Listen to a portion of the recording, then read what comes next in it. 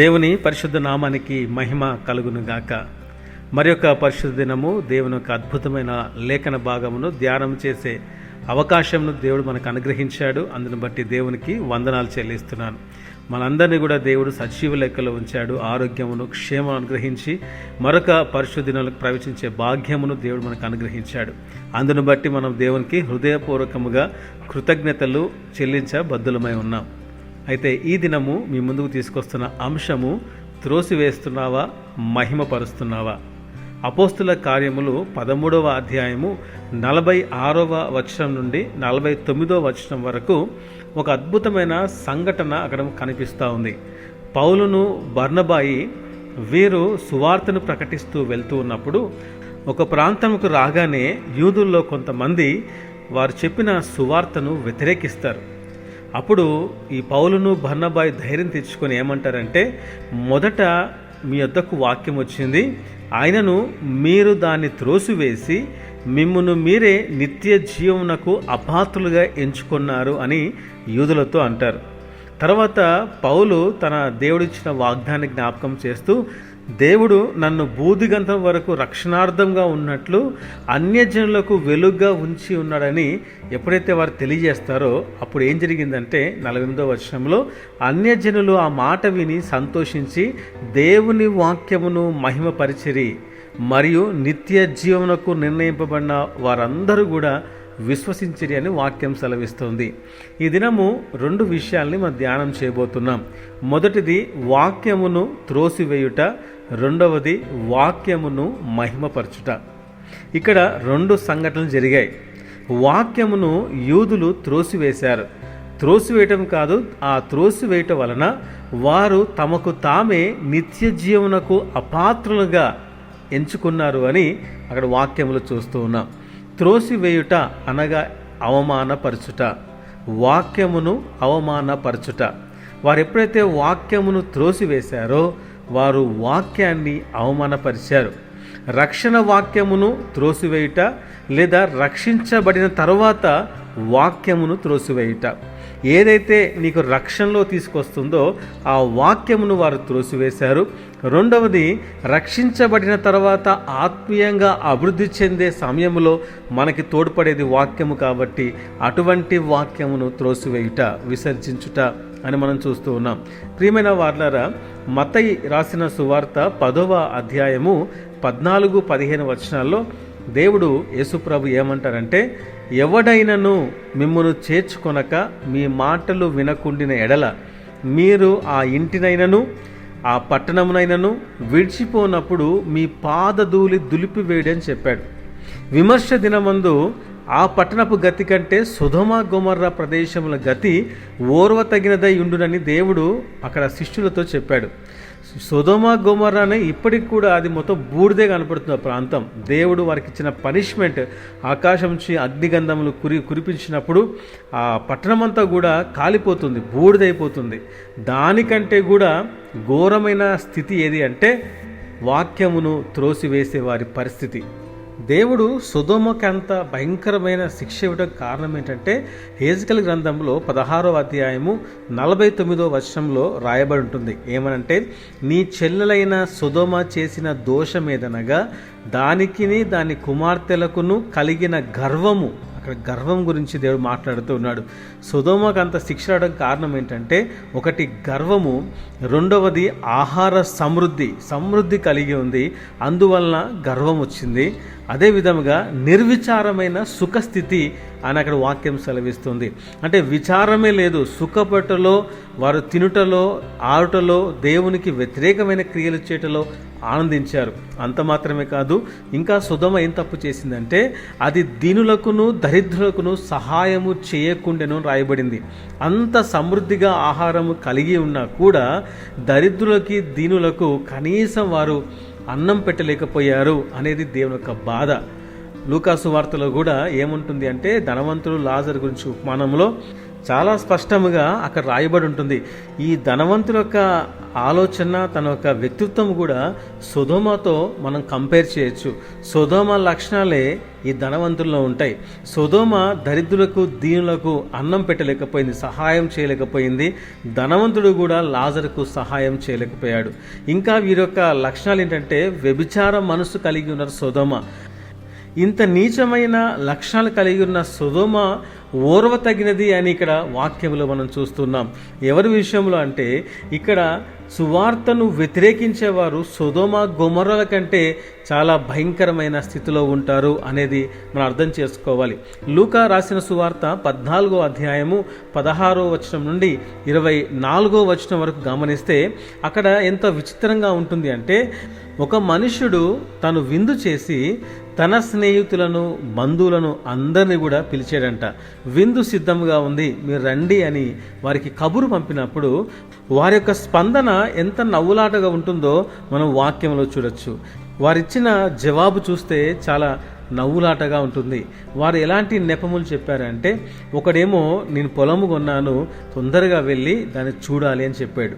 మరొకడు ఏం చెప్పాడంటే, నేను 5 జతల ఎడ్లను కొన్నాను, వెళ్ళి వాటిని పరీక్షించాలని చెప్పాడు.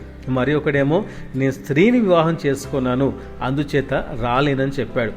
విందుకు పిలిచినప్పుడు వారిచ్చిన సమాధానాలయ్యి. పొలం కొనేవాడు అన్నీ చూసుకొని కొంటాడు, ఎడ్లను కొనేవాడు అన్నీ పరీక్షించుకొని కొంటాడు. కానీ వీరు ఏమని సమాధానం ఇచ్చారంటే, నేను కొన్నాను, మళ్ళీ వెళ్ళి పరీక్షించాలి. విందుకు వారు రాకూడదని ఈ విధంగా సాకులు చెప్పారు. వాక్యము మన దగ్గరకు వచ్చినప్పుడు దాన్ని లోబడకుండా నేను తర్వాత వింటాను, నేను తర్వాత చూస్తానులే, తర్వాత వస్తాను చర్చికి, తర్వాత మారుతానని ఈ విధంగా మనం సాకులు చెప్తే వీరికి పట్టిన గతే పడుతుంది. వీరికి ఎలాంటి గతి పట్టింది అంటే, మరెప్పుడు కూడా ఆ విందులో పాలు పంచుకునే అవకాశాన్ని అక్కడ దేవుడు ఇవ్వలేదు. నిర్గమకాండము 32వ అధ్యాయంలో మరొక సంఘటన గమనిస్తే, మోషే దేవుని దగ్గర ఉన్నప్పుడు 40 దినాలు ప్రార్థనలో ఉన్నప్పుడు కొండ ఆయన దిగుట తడువు చేసినప్పుడు ప్రజలంతా కూడా చూసి వారు అహరోను దగ్గరికి వెళ్ళి ఏమన్నారంటే, అహరోను, లెమ్ము, మా ముందర నడుచుటకు ఒక దేవత మా కొరకు నువ్వు చేయాలి. ఎందుకంటే ఈ ఐగుప్తులోని మమ్మల్ని రప్పించిన ఈ మోషే అనువాడు ఏమాయనో మాకు తెలియదు అని అహరోను దగ్గర వేడుకున్నప్పుడు అహరోను వారి దగ్గర బంగారం తీసుకొని ఒక దూడను చేసి వారి ముందు పెడతారు. ఈ భాగంలో మనం గమనించాల్సిన విషయాలు చాలా ఉన్నాయి. ఒకటి ఏంటంటే, మోషే కొండ మీదకి వెళ్ళక ముందు నిర్గమకాండము 19వ అధ్యాయం 7వ వచనంలో మోషే వచ్చి ప్రజల పెద్దలను పిలిపించి యెహోవా తనకు ఆజ్ఞాపించిన ఆ మాటలన్నీ వారి ఎదుట తెలియపరిచెను. అప్పుడు ప్రజలేమన్నారంటే, యెహోవా చెప్పినది అంతయు చేద్దామని ఏకముగా వారు ఉత్తరమిచ్చారు. నిర్గమకాండము 24వ అధ్యాయం 3వ వచనంలో మోషే వచ్చి యెహోవా మాటలన్నిటినీ, విధులన్నిటినీ ప్రజలతో వివరించి చెప్పాను. ప్రజలందరూ యెహోవా చెప్పిన మాటలన్నిటి ప్రకారము చేసేదమని ఏక శబ్దంతో ఉత్తరమిచ్చారు. వీరు ఈ విధంగా ఉత్తరం ఇచ్చిన తర్వాత మోషే 40 దినాలు దేవుని యొక్క సన్నిధిలో ఉండి ఆయన ప్రార్థనలో ఉన్నప్పుడు, కనిపెడుతూ ఉన్నప్పుడు కొద్దిగా ఆలస్యం కాగానే వీరు మోషే ఏమయ్యాడో మాకు తెలియదు, మాకు మా ముందు నడుచుటకు మాకు ఒక విగ్రహము కావాలి అని అహరోను దగ్గర వేడుకున్నారు. 6 వారాల్లోనే వారిచ్చిన మాటను వారు తప్పారు. 6 వారాల్లోనే ప్రజలు మారిపోయారు. 6 వారాల క్రితము ఏకస్వరముతో ప్రజలందరూ, పెద్దలందరూ కలిసి మేము నీ మాట వింటాము, దేవుని మాట వింటామని మాట ఇచ్చారు. 6 వారాల్లోనే వారు మాటని మీరి ఒక దూడ కావాలి, మా ముందు నడుచుటకు ఒక దేవుడు కావాలి అని చెప్పి వారు మనవి చేస్తూ ఉన్నారు. మరొక విషయం ఏంటంటే, దేవుడిచ్చిన 10 ఆజ్ఞలు ఇంకా అక్కడ చాలా కొత్తగా ఉన్నాయి. అప్పుడే దేవుడు చాలా ఫ్రెష్గా వాళ్ళకి ఇచ్చాడు. అవన్నీ వారు పాటిస్తా అని మాట ఇచ్చారు కూడా. ఇక్కడ అహరోను విషయంలో గమనిస్తే మొట్టమొదటి ఆజ్ఞని అహరోను మీరుతూ ఉన్నాడు. దేవుడు ఏమిచ్చాడంటే, నేను తప్ప వేరొక దేవుడు నీకు ఉండకూడదని దేవుడు ఆజ్ఞ ఇస్తే ఆ ఆజ్ఞను అహరోను మీరి అక్కడ వారికి ఒక దేవుని చేసి పెట్టాడు. రెండోది, ప్రజలంతా కలిసి కూడా ఏది మీరారంటే, పైన ఆకాశం అందే కానీ, క్రింద భూమి అందే కానీ, భూమి క్రింద నీళ్ళందే కానీ ఎండు దేని రూపమునైనను విగ్రహమునైనను నీవు చేసుకొనకూడదు, వాటికి సాగిలపడకూడదు, వాటిని పూజింపకూడదు దేవుడు చెప్తే ఇశ్రాయేల్ అక్కడ అదే ఆజ్ఞను వారు మీరినట్టుగా మనం చూస్తూ ఉన్నాం. మరొక విచిత్రమైన విషయం ఏంటంటే, ఈ విగ్రహం చుట్టూ, ఆ దూడ చుట్టూ ప్రజలంతా కూడా నాట్యము ఆడుతున్నట్టుగా మనం చూస్తున్నాం. అక్కడ వారు డ్యాన్సులు వేస్తూ పాటలు పాడుతూ ఎంతో ఉల్లాసంగా వారు ఆనందిస్తున్నట్టు చూస్తూ ఉన్నాం. నిర్గమకాండము 15వ అధ్యాయంలో ఏం జరిగింది అంటే, ఎర్ర సముద్రం మధ్యలోంచి వారు నడుచుకుంటూ ఆ సముద్రము దాటి బయటకు వచ్చిన తర్వాత ఈ కీర్తన పాడి వారు ఎంతో ఆనందపడుతూ దేవుణ్ణి కొనియాడుతూ ఉంటాడు. వేలుపులలో నీ వంటి వాడు ఎవడు ప్రభువా, నీవు తప్ప వేరొక దేవుడు లేడు అని చెప్పేసి దేవుని ఎంతో గొప్పగా వారు పాటలతో దేవుని స్తుతిస్తారు. ఈ 15వ అధ్యాయము 20-21 వచనాల్లో ఏముంటుంది అంటే, మరియు అహరోను సహోదరియు ప్రవక్తినగు మిరియామును తంబురను చేత పట్టుకొనెను, స్త్రీలందరూ తంబురలతోనూ నాట్యములతోనూ ఆమె వెంబడి వెళ్ళిరి అని అక్కడ రాయబడి ఉంది. వీరంతా కలిసి కూడా ఆ పల్లవి ఎత్తుకొని దేవుణ్ణి స్తుతిస్తూ వారు నాట్యమాడుతూ దేవుని ఎంతగానో ఘనపరిచారు. ఇదే ప్రజలు ఎప్పుడైతే మోషే కొంచెం ఆలస్యం చేశారో అప్పుడే వెంటనే వారు విగ్రహం చేసుకొని ఆ విగ్రహం ముందు వారు డ్యాన్సులు వేస్తూ ఉన్నారు. ఎంత భయంకరం పరిస్థితి! మనం చూసిన ఈ అపోస్తుల కార్యములో కూడా ఈ యూదులు ఏం చేశారంటే, సువార్త వారి యొద్దకు వచ్చినప్పుడు దాన్ని వారు త్రోసివేశారు. ఇది అప్పుడు జరిగింది కాదు. దేవుడు ఐగుప్తు నుంచి విడిపించిన దగ్గర నుంచి ప్రతిసారి కూడా వారు వాక్యాన్ని త్రోసివేస్తూనే ఉన్నారు, వాక్యాన్ని విసర్జిస్తూ ఉన్నారు. ఈరోజు మనం పరీక్షించుకోవాలి, నీ యొద్దకు వచ్చిన వాక్యాన్ని నీవు అంగీకరిస్తున్నావా, త్రోసివేస్తున్నావా? ఎప్పుడైతే యూదులు వాక్యమును త్రోసివేశారో వారు నిత్య జీవానికి, పరలోకానికే అపాత్రులుగా ఎంచుకున్నారు. అని దేవుడు వారిని అపాత్రులుగా చేయలేదు, వాక్యాన్ని త్రోసివేయబట్టి వారికి వారే అపాత్రులుగా చేసుకున్నారు. ఈరోజు నీ యొద్దకు వచ్చిన వాక్యాన్ని నీవు త్రోసివేస్తున్నావా ఒకసారి పరీక్షించుకోవాలి. రెండోదిగా, ఎప్పుడైతే అన్యజనులు పౌలు బర్నబా మా యొద్దకు వచ్చి సువార్తను ప్రకటిస్తారు అని విన్నప్పుడు వారు దేవుని వాక్యాన్ని మహిమపరిచినట్టుగా రాయబడి ఉంది. దేవుని వాక్యము మహిమపరచుట అంటే అర్థము ఏంటంటే అంగీకరించుట. మహిమపరచుట అంటే ఏం లేదు, అంగీకరించటం. నీ యొద్దకు వచ్చిన వాక్యమును అంగీకరించటం.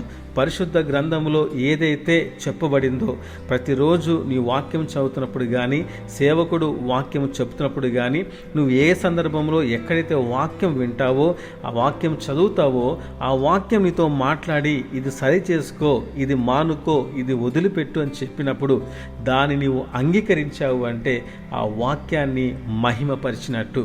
ఎప్పుడైతే వాక్యాన్ని అంగీకరిస్తావో, మహిమపరుస్తావో అప్పుడు జరిగే అద్భుతమైన కార్యం ఏంటంటే నిత్య జీవమునకు నీవు పాత్రుడు అవుతావు, నిత్య జీవమునకు నీవు అర్హుడవుతావు. అందుకే వాక్యమును అంగీకరించాలి, వాక్యమును మహిమపరచాలి. వాక్యాన్ని నీకు అనుగుణముగా, నీకు ఇష్టం వచ్చినట్టుగా మార్చుకోవటం కాదు. ఈ వాక్యము నాతోనే మాట్లాడింది, ఈ వాక్యము నాకే అని ఎప్పుడైతే నీవు దాన్ని అంగీకరిస్తావో నిత్య జీవానికి నీవు పాత్రుడుగా చేయబడతావు.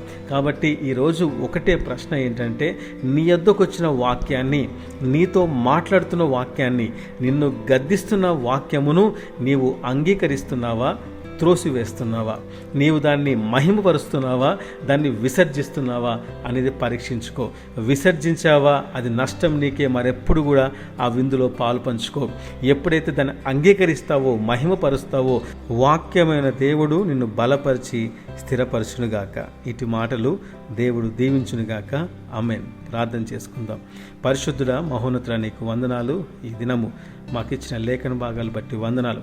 ఆ దినము యూదులు ప్రభువా వాక్యమును త్రోసివేశారు, అన్యజనులు వాక్యమును మహిమపరిచారు, అంగీకరించారు, నిత్య జీవానికి పాత్రులుగా చేయబడ్డారు.